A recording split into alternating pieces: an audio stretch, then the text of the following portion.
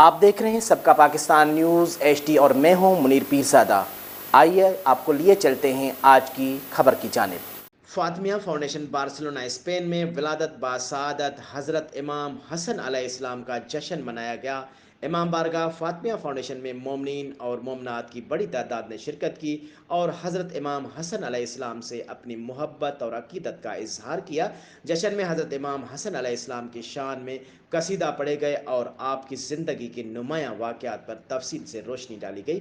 خطیب قبلہ مولانا سید زغم عباس نقوی نے اپنے خطاب میں حضرت امام حسن علیہ السلام کی سخاوت اور صلح جوئی پر مفصل بیان کیا۔ کہا، حضرت امام حسن علیہ السلام نہایت رحم دل، سخی، عبادت گزار اور عفو درگزر کے پیکر تھے۔ مسلمانوں کو امام حسن علیہ السلام کے صلح اور ان کے دوسرے اقدامات سے سبق حاصل کرنا چاہیے کہ انہوں نے کس طرح ملوکیت کے سرگرمیوں کو محدود کر دیا اور اپنے قول و فعل کے ذریعے سے لوگوں کو قرآن و سنت سے دور نہ ہونے دیا۔